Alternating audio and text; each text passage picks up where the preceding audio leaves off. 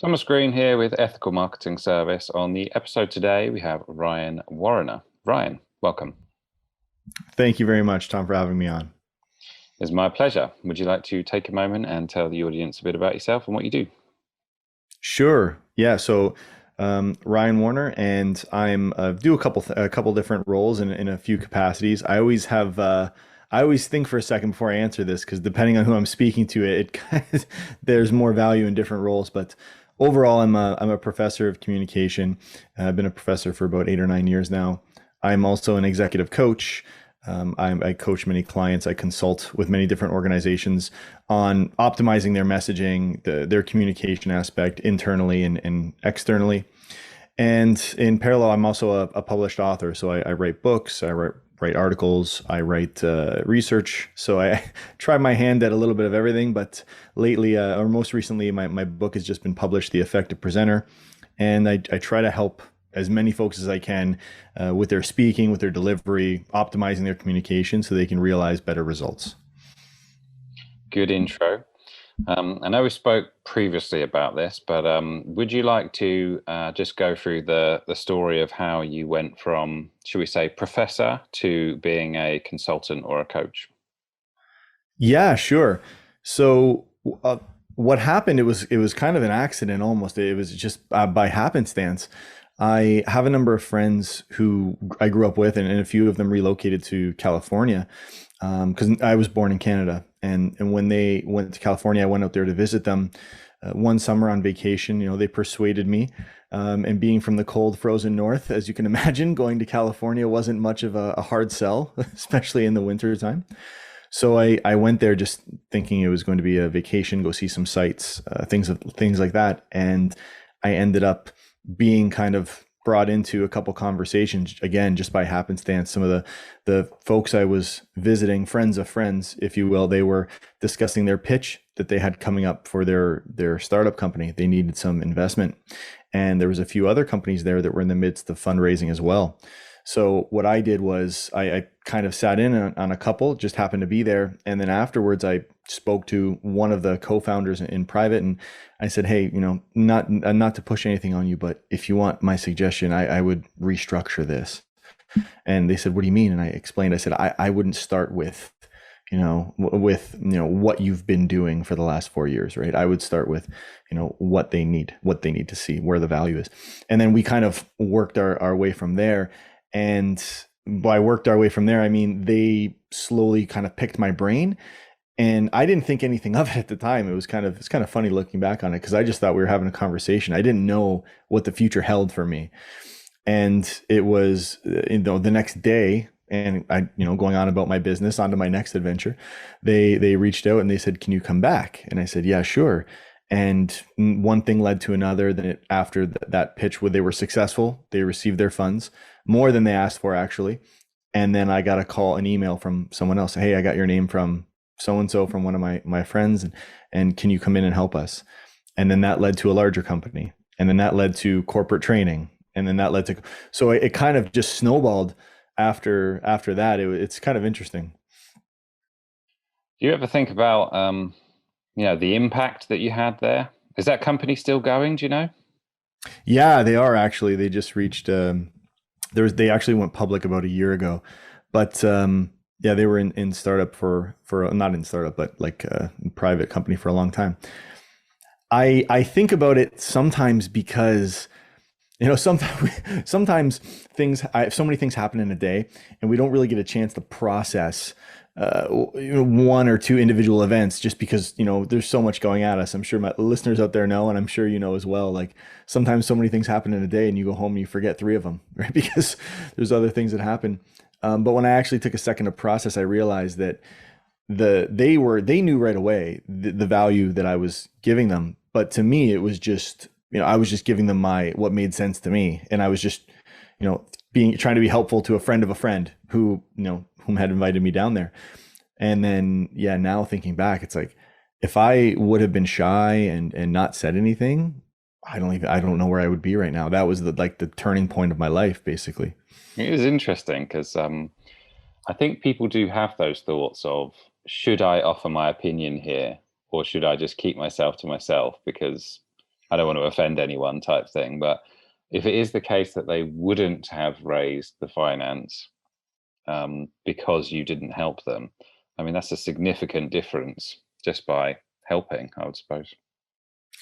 Yeah, I think it's interesting you say that because you're right. Some people are reluctant to accept suggestions or recommendations, especially, there's all different types of folks in the world, right? So some people are more willing to, be are more coachable, are more open to feed. But you have to be careful too, right? Because there's a lot of people who will give you advice that's counterproductive, and that might work against you. But I think one of the things I've always had for me, it's been reflected in my conduct and my demeanor is I'm always very friendly, and I always convey like I'm on your side and I want to help you. And when they recognized that my background was communication, and I studied this, and I studied psychology and how people learn and how people receive messages and how to influence folks, that they were a little bit more receptive, I think, than otherwise they might have been.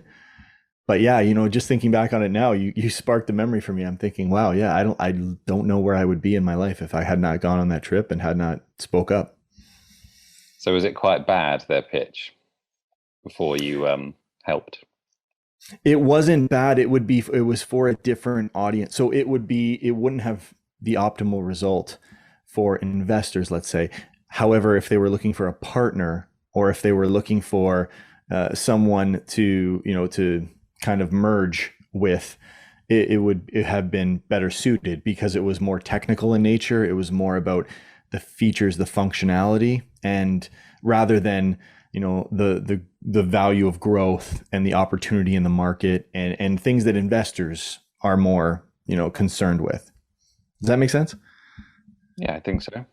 I am interested to know how that goes from, because you said it was a referral, so you helped them out. They Mhm. obviously recognized the value, and then you got a referral from that. At what point do you think this is actually a business or a potential business for me? It wasn't, to be honest with you, it wasn't until years later. And it's not because, like I say, it's interesting now because, I got on social media. I got on LinkedIn about a year or so ago, maybe 2 years ago, at the behest of my publisher, because they wanted me to have more of a presence online. Up until then, I strictly worked off of referrals. So folks would contact me because they heard they had a good experience with someone else, and they realized benefits, and they wanted me to come in.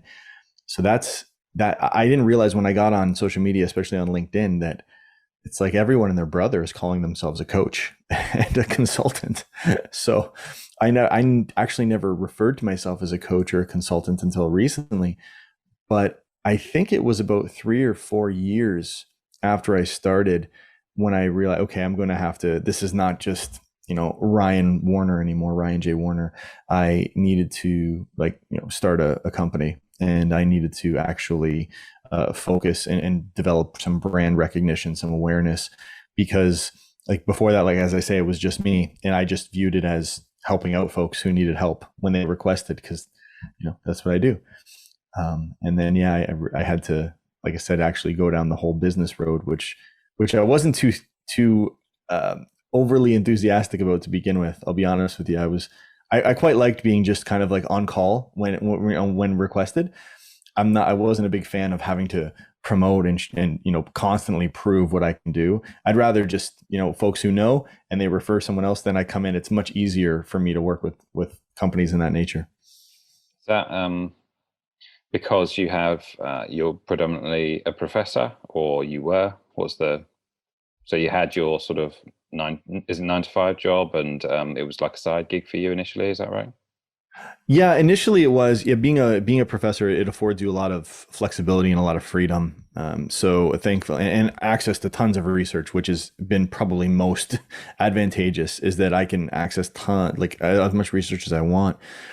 And so yeah, that's that being at the beginning, that's what I didn't, even though of course, like companies were paying me, it still didn't seem like work to me. It was almost like, yeah, I'm doing someone a favor, almost as if like I'm helping my brother move when he needed to move from an apartment to a house. I just, yeah, okay, That's worse though, right? Helping yeah, someone move. that's Tell me about it, especially in the summer.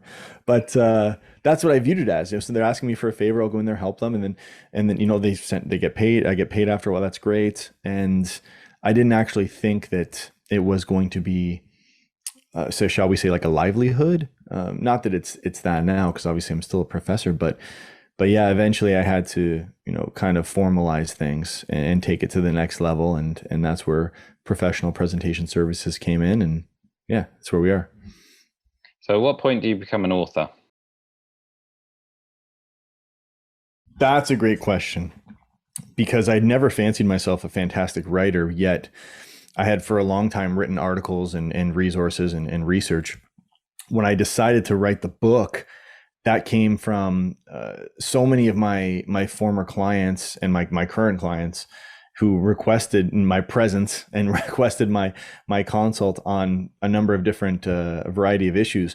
I couldn't be in all places at once, and it had been, kind of the bug put in my ear over the years, like, you should write a book, you should write a resource, you should write a guide, something we can refer to if you're not here. Because sometimes it'd be, not all the time, but probably about half the time, it would be, they'd say like, I forgot, how do I structure this again? Or, what's the best way to give an update? I need people engaged. They need to get this. What can I do? And it was somewhat of the same formula. So eventually like a little bit, trying to think, like, probably it's been about a 3 or 4 year process. I've been chipping away at it. And then Wow. finally it took the form of a book with a framework that's scientifically supported, proven, etc. And yeah, it actually sold out. It was crazy. My publisher, sorry, I know I'm going on a tangent. My publicist called me the day before it came out. It was supposed to come out February 2nd. They called me on February 1st and said, we're already sold out of print. We have to do another print run. And that kind of blew me away. I was kind of like, well, okay, now it's serious. Congratulations. Thank you. Any thoughts on why that was the case? Not in I can't. I mean, I've been doing a lot of podcast and publicity for it, but I think it's more from the former clients and the organizations I worked with. When I reached out to them, when my publicist reached out to them and said, hey, Ryan's producing a book, or he's publishing a book, and they saw, I think that's where a number of them came from. Interestingly enough, also in the UK, a number of I can't remember what the store is called, but apparently there's one of the bookstores that has kiosks in airports. Apparently they purchased a large number to sell to folks who are traveling. And first I thought that's interesting, but then I thought, what, that makes sense though, because I'm sure there's a lot of business folks that travel around, right? Oh, I thought it might be all the people that you helped raise finance are paying you back through book sales.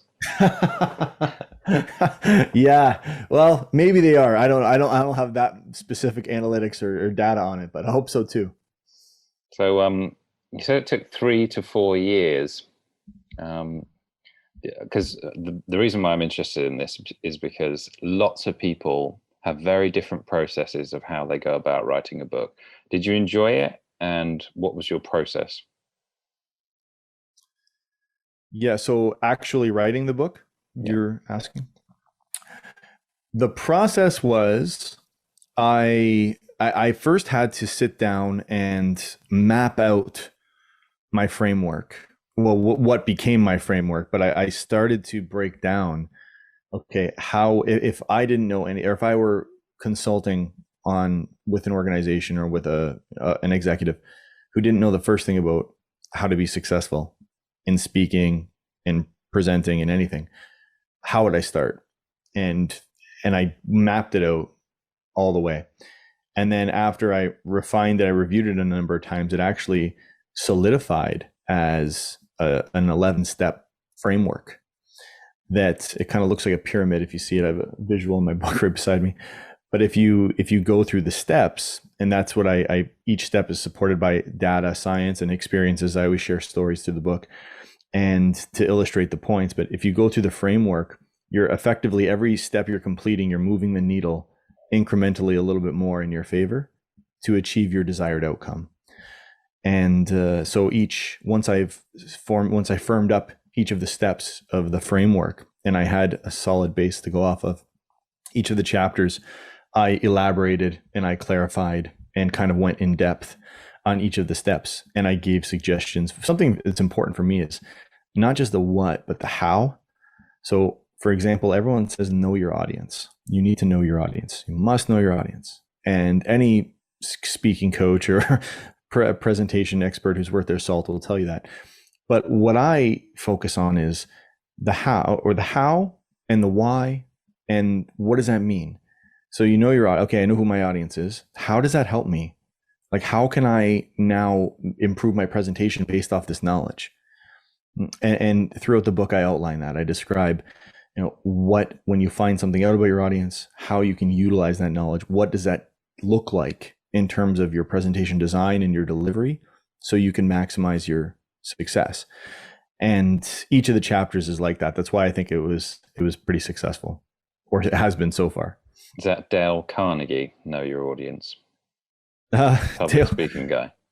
I like Dale Carnegie and How to Win Friends and Influence People. I like him a lot. But the whole, everyone says know your audience. And I think it's just become kind of like a tagline. But really, if you know your audience, it doesn't do you any good unless you can actually take away, like, that's going to inform the design and the delivery. If it doesn't inform the design or delivery, what does it matter? Right. So I'm interested to know, because I always ask about whether you have a favorite part of the book or not. Is that relevant given the fact that it's a sort of structure, as you say, 11-part structure? Yeah, my favorite part of the book is probably it's one of the later steps. Step 9, I think, is the speaking anxiety and like coping with speaking anxiety and reducing nerves. And I really enjoy doing. I've done a ton of research in that area, and I've written many articles and much on this topic, because it's so prominent. There's so many folks experience it, and to varying degrees, but nonetheless, everyone experiences it. And when I've worked with speakers, when I've worked with executives who dread leading meetings, they dread it. Everything is, if they have to give an update, or they have to give an all hands address, or it's like, a very daunting task that they want to get over with more so than anything. And when I work with them, to see them employ some of the techniques and the strategies outlined in the book that I've put in there, and when you see them afterwards and they're like looking forward to it, like, I get to try this, so now let's see how this works.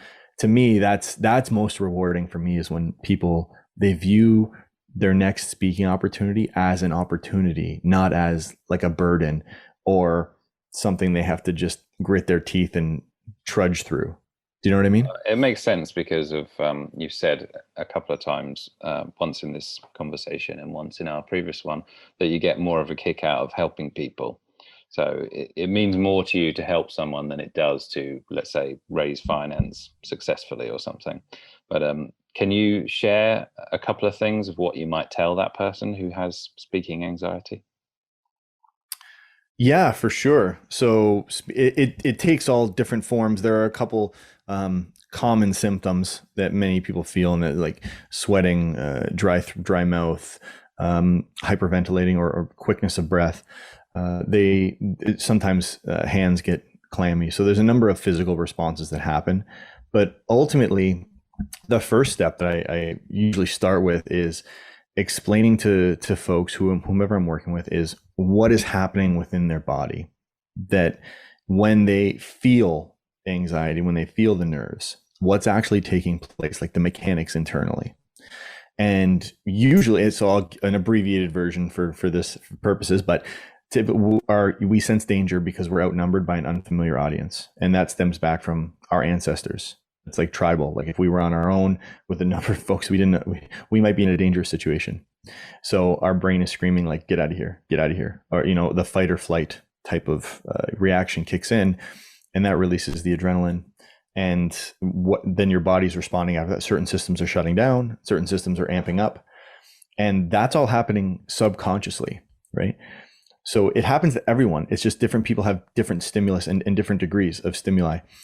So when I'm working with them, when they first start to realize that it's not just them, that everyone has it, it's just a different degree, different level, and they see what's happening. Oh, okay, my breath's quickening now because I'm getting ready to fight or flight. or I can't think properly because there's a program running in the background. I tell folks that's a good analogy, like on your phone or something. If you're trying to open it or on your computer, if you have another program taking up bandwidth in the background, it's gonna be very difficult for you to remember and deliver like you want to deliver, right? So that's usually step one, is actually understanding what's happening. And once you get to the hang of it and you start to realize what's happening and you actually see it, you can feel it, and okay, this is happening now because the next my mouth will start getting dry. Oh yeah, here comes that. Okay, I'll take a sip of water. Once you start knowing that, it's much easier to cope with, and it's much easier to go on. Well, I think that, I suppose that I'd be interested to know why that's the case, because it makes me think that people start focusing on those symptoms, as you say, more than they do the actual topic. Whereas if you're thinking about the process of that, it means that you're not actually thinking about that itself. Like, I need to stop sweating, like my palms are clammy and I need to stop that. And obviously the more you think about it, the more likely it is to happen, right? Yeah, exactly. And it comes back to, it's one of those things, they say it's simple, but it's not easy, Mm. right? Like it's simple to beforehand, have the understanding that I will perform better, I will deliver better, I will have a better chance of increasing or having success if I, focus on this, don't worry about that, understand this. But then when you step up in front of people and it starts happening, it gets difficult to cope with. I think I said this on our last recording, but Mike Tyson, the famous boxer, had an expression. He says, everyone has a plan until they get punched in the face. And that's exactly what happens with speaking anxiety. It's like you have a plan. I'm going to go up there. I'm not going to worry about what anyone's thinking. I'm just going to deliver, and I'm going to focus on these. And then when you get up there, it's a different story, right? Like then your body is kind of acting in parallel with, it's separate from you. So in order to kind of override your system and start taking back some control and start working with it too, like that's what understanding your speaking anxiety does. Like when you understand what's happening, then you're working with it. Then all of a sudden, what to expect. So it's like going out in the cold. Okay, I know I'm going to get goosebumps. I know I'm going to start shivering. I know. Whereas if you're just inside your house and you started shivering, you'd be like, oh, what's going on? Right? You start panicking, like what's happening with me? Mm. So yeah, so there's a degree of that. That's typically where I start. You said previously that you have access to a lot of research. Is there anything, if I were to say, like the most interesting thing that you found in relation to research, is there anything that springs to mind now? Most interesting. Well, one thing that is counterintuitive, I don't know if it's super interesting, because I don't know how much research people think is actually interesting, except for nerds like myself. I But think it's interesting. all right, then we're in business. That's all we need. Uh, one thing that I found it's kind of counterintuitive is many folks think that if they're seated when they're speaking, they'll be more comfortable, and that's a preferred position for them. However, the research shows that's not the case. The research shows that when you're sitting, you're more likely to be in a condensed, in a shortened version of yourself. So your diaphragm is compressed and your lungs are compressed, and that creates more anxiety. And then you're not, they think that if I'm on the same level, or, if I'm seated, because usually when I'm seated at home, I'm comfortable. So if I'm seated in a meeting, I might be comfortable. But actually, you feel like you're a little bit more, you're more likely to feel like you're under attack, or that you're more vulnerable and you don't have all of your facilities. Whereas if you're standing up straight and your lungs are opening up, you can take in more oxygen, you're projecting better, your blood flow is better, you're functioning more optimally. So that's one piece of advice, one piece of research out there for listeners. Stand up if you can. It's better for you. Well, coming back to what you said about lots of, let's say, multiple people who you don't know, who you could potentially be under attack, or whatever that was that you said. If you're sitting, then it's going to be a little bit more intimidating than standing, as you say. I just thought human beings are so weird, aren't they, in that way? Yeah, exactly. Yeah, in that scenario, just to be clear, I'm not suggesting you're going to get attacked at your next speaking conference, but that's where that ingrained fear comes from, human evolution. And anything that you found that was completely opposite to what you thought it would be. So you had a particular conclusion or a premise, if you like, and the research suggests that it was the opposite. Anything that springs to mind there? Hmm. I don't know about completely opposite off the top of my head. I'm trying to think about. There's a couple points that the research has changed on over the years. So initially, they said that some early research, and by early I mean in the 60s and 70s, it said that if you have open hands, open palms, it's a sign of, no tools, no weapons. It's more welcoming versus, your hands in your pockets and your hands behind your back, which that holds up. But one thing it did say is if you're, the research said that it's better basically to have empty hands than to say be holding a pointer or a pen or a remote for your PowerPoint or for your presentation. And over the years, we found out that it's actually not like holding something is it releases if you're holding anything in your hand, if it's a pointer or a pen, what happens is it releases oxytocin in your blood, which helps calm you down, which helps you deliver better. As far as the audience is concerned, as long as it's something that's reasonable, for example, a pointer or a pen, then it goes unnoticed largely from their account. So that's one thing Not that holding I'm. like a baseball bat or something like that. Yeah, it probably wouldn't be good to hold a knife or something. That might raise some eyebrows just for listeners out there. But yeah, if you go in holding a pen or holding something like that's completely fine. You don't fiddle with it, don't flip it around. But as long as you're holding it, that's okay. To what degree have you struggled with this sort of thing? Because it makes me think that anyone who knows as much about this topic as you do, it might be a coping mechanism for someone who was really nervous about public speaking. To what degree does that apply to you? Hmm. You're asking some good questions today, Tom. I'll give you that. I've been on a lot of podcasts. I haven't been asked these questions yet. To what degree? I've been, so it's a little bit, I've been fortunate in that I don't experience, from what I understand, I don't experience the same degree of speaking anxiety as the average person. So for me, speaking in front of an audience is much easier. It's much less daunting of a task. And in fact, I've gotten to the point now where if I don't speak in front of an audience for a couple of days, I miss it. And I'm like, when am I speaking next? Like, I want to speak. I'll speak on anything. It's like, so that for me has been a little bit of an evolution, but it's been a shorter curve, I think, because I've just been naturally more prone to speaking in front of an audience. But I can say, for one thing, I started out my career as a teacher. So I started teaching kindergarten and started teaching in New York actually. And I was teaching, toddlers like, 3, 4 years old, 5 years old. And what I've learned really early on is that's my job at the time was I need to get through to them. I have information they need to absorb and process and retain. So my focus was early in my career, I had to, and we're talking like 15, 20 years ago, but that my goal was to be a fantastic teacher. And I knew that the only way I could do that is if I conveyed the knowledge, if I helped them learn. So for me, the speaking anxiety kind of took a back seat to me performing well. That was my priority and that was my focus. And I've kept that, I've maintained that throughout my career is I need my audience engaged. I need them to see what I see and realize what I realize and know what I know. How can I do that the best? And everything else kind of takes a back seat. Because you wanted to help them. Would you say that's true? Yeah. Yeah, coming back to that. Yeah, that's my goal. That was always my goal. So yes. Can you give the listeners a little bit of information about who contacts you for services? So what's a typical inquiry look like for you?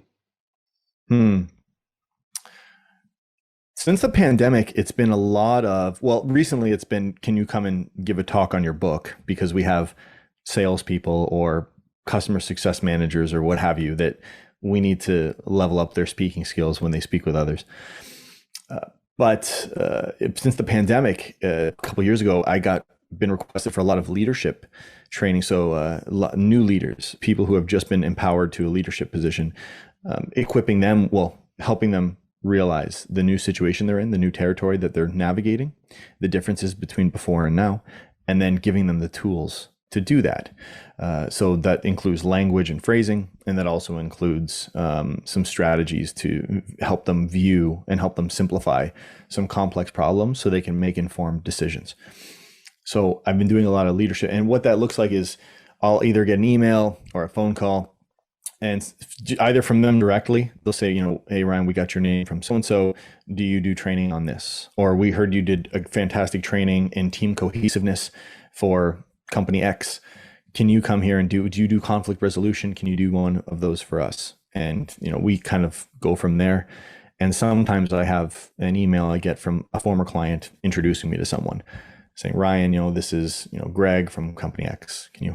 They need this. I'll leave you to it. And then we go from there. And then once I do that, it's kind of funny. Once I do the speaking or the training, then afterwards, usually it almost always happens. It's only not happened a couple times. Whoever the director or the VP or whoever the most senior person in the room is, they'll approach me afterwards and ask me, do you do individual coaching? I have a few folks I want you to work with on like a weekly basis or something. So that's how I usually get clientele. But yeah, generally it stems from the group, the training or the coaching, the consulting. And is the book behind you? Is it somewhere in that library of books you got back there? It is not. It is to my left. Give me 1 second here. It is The Effective Presenter, the winning formula for business presentations. Looks cool. Thank you very much. Yeah, my publisher did a great job at the cover. I focused on one of the kind of taglines I came up with through the book is that everything in life is a presentation. Like everything, whether you're in an interview and you're presenting yourself or you're meeting someone for the first time, you're always presenting. It's just the context and the content that changes. And those folks who can present, they can communicate, those are the ones who illuminate. Those are the folks that get more opportunities simply because, not that they're more intelligent or they're more, anything else, then they're able to effectively convey what they need to, and they're received in the intended way. And it's simple as that. It lands the way they want it to land. Right. And those types of, if you can add that to your toolkit, you'll start to realize more opportunities almost instantly. I'm talking like the next day. And if you see more opportunities, that's the key to success, right? So for anyone out there listening, I've been telling folks through my publicist and elsewhere, reading this book, really, it was designed to help. That's 100% what it is. It's very reader friendly. It's a conversational style. And I tell folks it's like getting a master's in speaking and presenting over a weekend. And that's really what I meant it to do. Any presenters that you admire that people would know? Yeah, I've gotten asked that before. Presenters, I'm not. I can tell you about speakers. One speaker that I like a lot is Simon Sinek.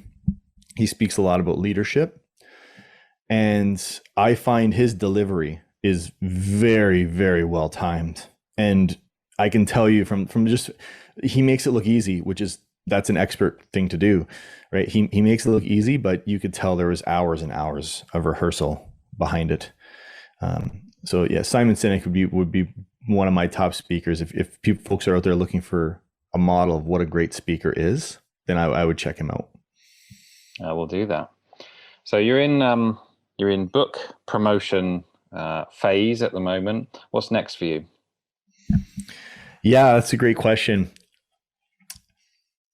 Well, I've been asked to write a second book already, and I have some thoughts about that. So I'm going to be considering that. And in the near future, I have a few more talks lined up, a few more, like I said, promotional events. I'm actually leaving for Denver shortly to speak at a conference there. And Yeah, I'm very fortunate. I'll be honest with you, Tom. I'm at a point in my career where I can kind of pick and choose my opportunities, and you know me, my priority, how can I help the most people? So that kind of is my compass that helps me decide which opportunities I'm going to seize and which ones I'll have to take a pass on until next time. But so yeah, that's what's happening next. That's kind of raises an interesting question because of the, let's say, the teaching that you do, the book writing, the podcasting, and also, I mean, of those options that you have, what tends to help the most people? Hmm. I well, hopefully the book will. All right, I know right now we've only sold like 3,000 something like that copies in pre-order because it's just come out, but hopefully the book will over time. But right now, I think it's the training sessions that I do. I work with, like I said, a number of different organizations, including I work with a number of law firms as well for their lawyers who need some speaking confidence when they speak to judges and folks of higher authority. And those types of events, when I'm able to work with 50 plus people, and afterwards I can coach a number of those, and then they refer me to someone else. That I think that makes the most impact because the tools I give them, there's residual benefits for everyone else that they come encounter with. So that's as far as I've thought about it. That's what I've come up with. But you've given me some food for thought for later. Is there anything that I should have asked you about today? I think you've covered. I mean, as far as you know your audience, Tom, you're the expert. But if anything else, I would just say to folks, if you didn't, not that you didn't ask me this, but if you're looking to, if there's something I can do to help you, or if you want to get in touch, you can contact me on LinkedIn, or my email is ryan@professionalpresentationservices.com. You can visit my website, professionalpresentationservices.com. There's a number of free resources on there. Help you do an introduction, a conclusion. I wrote tons of articles. There's a lot for you there, and you can subscribe to our mailing list. It's kind of the gateway to everything else that I do and that we do. So yeah, feel free. If there's something I can do to help you, reach out and we'll see what we can put together. Ryan Warriner, thank you very much. Thanks so much, Tom, for having me on.